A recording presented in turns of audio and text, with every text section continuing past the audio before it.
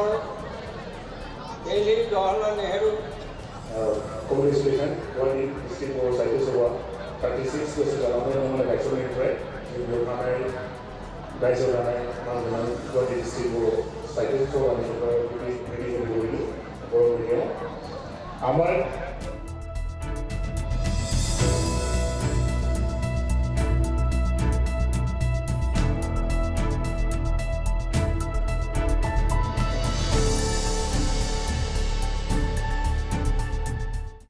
পোনপ্ৰথমে আমি গুৱাহাটী জিলা বড়ো সাহিত্য সভাৰ যি ৩৬তম অধিৱেশন হৈছে এই দাঁতালপাৰা ৰংজালী বৈশাগু চালিথিলিৰ পৰা আমি মূল উদ্দেশ্য হ'ল কি আমাৰ ভাষা আৰু শিক্ষা বড়ো মাধ্যম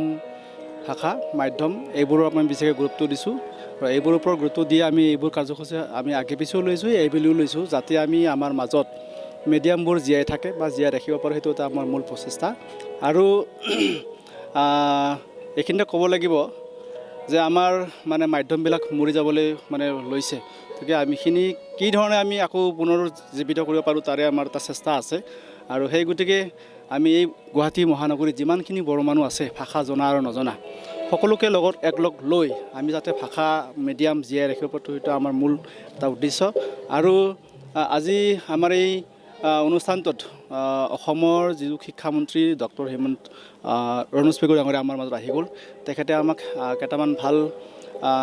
মানে উপদেশ দি গৈছে যদি আমি এই সময়ছোৱাত একলগ হৈ যদি কাম নকৰোঁ তেতিয়াহ'লে হয়তো আমি ভৱিষ্যতে আমাৰ ভাষা বা সংস্কৃতি জীয়াই ৰখাৰ আমাৰ মানে কঠিন হৈ পৰিব গতিকে সেই গতিকে আমি একগোট হ'ব লাগিব লগ হৈ আমি কাম কৰিব লাগিব আৰু সেই উদ্দেশ্যে আমি আগবাঢ়িছোঁ আমাৰ গুৱাহাটীত বহুতখিনি বড়ো মানুহ আছে তেওঁলোকৰ আজিকালি ভুল ধাৰণা হৈছে যে ইংলিছ মিডিয়াম পঢ়িলে তাৰমানে আমাৰ ল'ৰা ছোৱালী ভাল হয় এইটো ভুল ধাৰণা হৈছে যিমানখিনি অসমৰ ডাঙৰ মানুহ আছে যিমানখিনি অফিচাৰ হৈছে